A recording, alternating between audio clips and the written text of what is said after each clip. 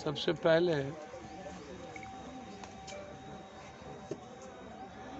नीतीश जी ये बताएं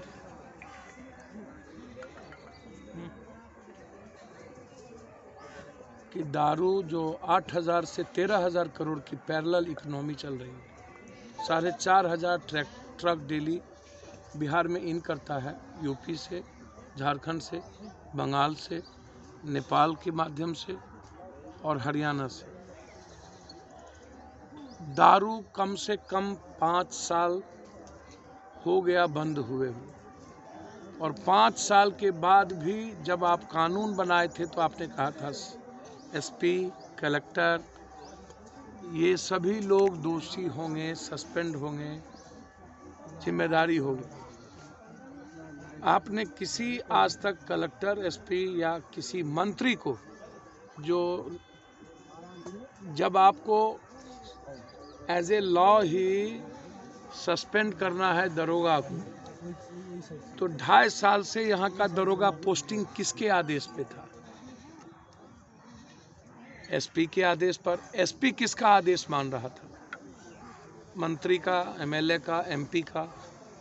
चलिए, एमएलए एमपी इंटाइटल नहीं है इस लॉ के लिए क्योंकि जिम्मेदार नहीं है, लेकिन क्या दारू में, जमीन में, बालू में और ठेका में, नीतीश जी हमको बताइए कि एमएलए एमपी मंत्री के रिश्तेदार को ये राइट है जब किसी पदाधिकारी का कोई भी आदमी ठेका पट्टा नहीं कर सकता है, उसको कॉलम भरना पड़ता है कि मेरा कोई पदाधिकारी इसमें नहीं है, कोई एस्क्यूटिव में नहीं है, तो फिर एमपी का परिवार, एमपी के रिश्तेदार किस आधार पर जो आदमी इस व्यवस्था में इन्वॉल्व है? क्या सिर्फ दरोगा सस्पेंड, डिस्चार्ज और जेल जाने से हो जाएगा कि आपके मंत्री भी इस्तीफा देंगे या मंत्री पर भी केस होना चाहिए? चलिए, मैं मानता हूं कि मुख्यमंत्री जी इसके कस्टोडियन हैं, लेकिन एक विभाग की जिम्मेदारी नहीं है। लेकिन ऐसा नहीं है कि मुख्यमंत्री जी इससे अपनी पीठ झाड़ लेंगे, लेकिन मंत्री जो विभागीय है, क्या उस पर जो लगातार मौत हो रही है गोपालगंज में, इसके पहले भी हर दिन 1.5 करोड़ 2 करोड़ का यदि माल आपके यहाँ पकड़ाता है, वो गोदाम किसी न किसी एमपी एमएलए के रिश्तेदारों के नाम से वो गोदाम का भाड़ा होता है, तो फिर उस गोदाम के मालिक पर एफआईआर क्यों नहीं हुआ आज तक? क्या कारण है? उस पर केस क्यों नहीं होता है? 2 करोड़ आप एक साधारण सा कर्मचारी को जेल भेज करके गोदाम के मालिक को बचा लेते हैं, चाहे वो बउआ डॉन हो, चाहे मुकेश हो, चाहे प्रमोद दास हो। ये कौन है बउआ डॉन? प्रमोद दास, मुकेश सिंह। ये जो मुजफ्फरपुर है, बिहार का सबसे ज्यादा दारू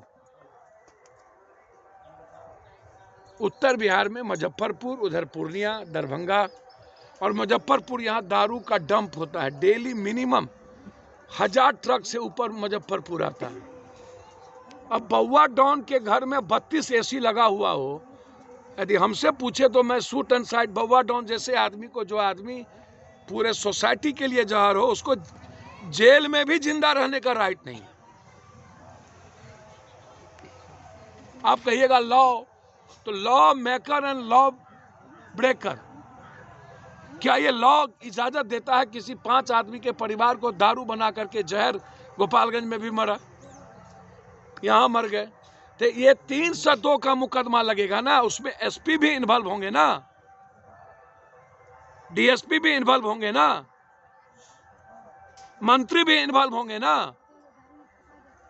सिर्फ छोटी मछली को आप सस्पेंड करके आप क्या दिखाना चाहते हैं? ये पैसा दरोगा तक ही रहता है। बिहार की सबसे ज्यादा रेवेन्यू, कॉमन आदमी की रेवेन्यू हम बाहर दे रहे हैं। दारू लाते बाहर से हैं, इसका पैसा बाहर जाता है, और जो रेस्ट पैसा है वो सरकार को या कॉमन आदमी को नहीं जाता है, वो पप्पू यादव जैसे चोर उचक्का, जो गांव घर का चोर उचक्का है, उसको पैसा जाता है। अब आप हमको जरा बहुत क्लियर बता दीजिए, ये जो आप बिहार में हर गांव में स्कूल के बस्ता के द्वारा आप स्कूल के बस्ते में 300 रुपया 400 रुपया में आप चुपचाप 2 बोतल भिजवा रहे हैं। हर गांव में जितना लफुआ चोर उचक्का है 2 बोतल 4 बोतल बेच करके साइकिल से पल्सर खरीद लिया, स्कॉर्पियो खरीद लिया, फॉर्च्यूनर खरीद लिया, 3 महला बिल्डिंग बना लिया। क्या सरकार उसके घर की संपत्ति छीनेंगे? जो मंत्री या जो नेता यहां आते हैं या आए या जाएंगे, जब सरकार उसकी है और पूरी सरकार दारू बेचवाने में लगी हुई हो, क्या कारण है कि एक जिले में 3-3 साल 2.5 साल 5-5 साल एक पदाधिकारी रहता है? पटना में 20 पदाधिकारी है जो 15 सालों से नीतीश कुमार जी आप उसको कभी इस विभाग कभी उस विभाग में पटना में रखते हैं। क्या वो दुधारू गाय है? क्या वो धन पशु हैं? एक RWD एग्जीक्यूटिव की पोस्टिंग 1 करोड़ रुपया में होती है और फ्लड के समय 20-40 करोड़ 50 करोड़ रुपया वो कमाता है। ये जो सबसे बड़ा व्यापार आज बिहार में सस्ते में और चुपचाप और मजे में पैसा कमाने का, हम चाहेंगे इस बिहार के सभी पदाधिकारी और नेताओं के रिश्तेदारों की संपत्ति जांच हो। मामा की, मौसा का, नानी का, ससुर का, भैंसिया ससुर का, चचिया ससुर का, कहां कहां पैसा लगाया है ये नेता, उसकी पूरी रिश्तेदारों की संपत्ति जांच हो, सिर्फ नेता की नहीं। और क्या कारण है कि अभी तक पदाधिकारियों ने, जब आपने मांगा कि संपत्ति का ब्यौरा दीजिए, कोई भी पदाधिकारी संपत्ति का ब्यौरा नहीं दिया।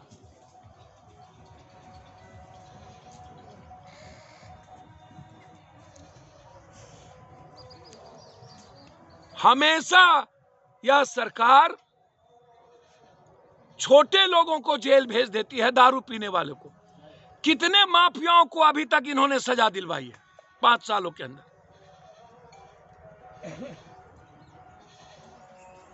या तो 3 महीना के अंदर स्पीडी ट्रायल करके 302 का मुकदमा के तहत फांसी की सजा हो, चाहे वो दरोगा हो, चाहे मुकेश हो, चाहे बउआ डॉन हो, चाहे प्रमोद हो, चाहे कोई हो। अब वो कहता है कि सोनल उसका बेटा मर गया, तो कहां है लाश?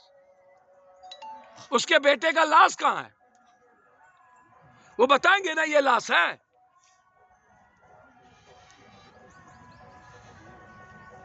लंबे समय तक मुकेश सिंह कारोबारी कर रहा हो, किसके अंडर में मुकेश सिंह की कारोबारी चल रही है? अब मुकेश को बचाने की तैयारी चल रहा है। बलि का बकरा बना रहे हो।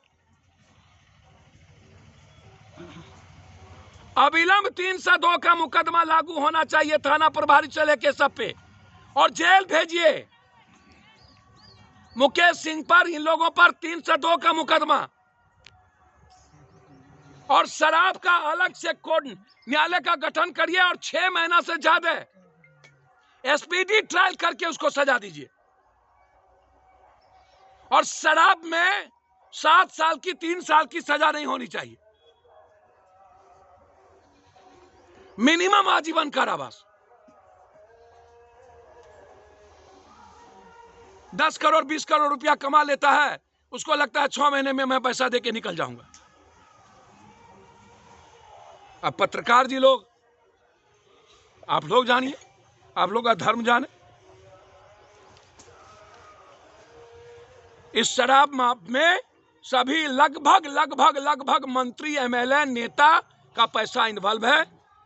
जैसे अभी साहबगंज में पूरा का पूरा अरबों का जमीन ही सरकार का माफिया लोगों, नेता लोगों ने कब्जा कर लिया पूरा। मस्त है। इन नेताओं के खिलाफ पहले जंग होनी चाहिए, जिसका पैसा बालू में, जमीन में, दारू में इन्वॉल्व है। और ये ठेका में। इस रोड में भी बहुत नेता है जिसका पैसा सप्लाई में लगा हुआ है। लंबा लंबा गप देते हैं ये नेता लोग। बाप के घर से पैसा लाते हैं क्या, जिसके पास साइकिल नहीं था और ये नहीं था? कहां से इतना बड़का बड़का गाड़ी पर चढ़ते हैं? क्यों इन नेताओं की संपत्ति जांच नहीं होती है? 20 साल के अंदर, 35 साल के अंदर हर नेता जो लोग की इंक्वायरी, संपत्ति और पदाधिकारी जो लोग जहां पोस्टेड रहे उसकी संपत्ति की जांच होनी चाहिए और अविलंब 6 महीने के अंदर उसकी पूरी संपत्ति सरकार अधिगृहित करे और जनता के हवाले करे। 302 का मुकदमा हो, एक मुकेश और एक मुकेश कौन डॉन, फलना बउआ डॉन, तौआ डॉन यहाँ नहीं है। यहाँ डॉन ही डॉन है, शराब डॉन, और वो पुलिस के संरक्षण में वो डॉन बना हुआ है और नेता को पैसा उसका जाता है। तो बंटवारा है ऊपर से नीचे तक पैसा। और ये मौत, गरीब आदमी एक बहाना है कि दारू पीता है। दारू तो सब पीता है, कुछ लोग दारू पीते हैं, कुछ लोग दारू से ज्यादा खून पीता है। क्या स्थिति है कॉमन मैन की, कभी जानते हैं क्या? या तो नीतीश कुमार जी दारू को आप जो आपने बंद किया है ये जिद पर, इसको कॉमन मत कीजिए, इसको जिला वाइज कर दीजिए, या नहीं तो प्रतिज्ञा लीजिए कि एक बूंद दारू नहीं है बिहार में आएगा, या नहीं तो रिजाइन करिए, मंत्रिमंडल के मंत्री को बर्खास्त करिए और सिर्फ दारोगा के सस्पेंस से नहीं, एसपी से लेकर के इस जिले में जो जो पदाधिकारी है उस पर 302 का मुकदमा हो और उस पर इंक्वायरी हो और उसकी संपत्ति की जांच हो। पार्टी के तरफ से पूरे फैमिली को, दोनों की बच्ची की शादी पार्टी की जिम्मेदारी है। अभी एक फैमिली को 25,000, 10-10 हजार रुपया दिया गया है ताकि वो अपनी जिंदगी जी सके। गरीब आदमी मरने के लिए उतावला तो रहता है, लेकिन उसकी जिंदगी फिर बनाने के लिए कोई उतावला नहीं। इसलिए हम पूरी इंक्वायरी चाहते हैं और 5 साल के अंदर अभी तक दारू क्यों नहीं रुका, मौत क्यों नहीं रुकी, इसके लिए नीतीश कुमार जी को जवाब देना चाहिए। और कुछ पूछना? नहीं सर।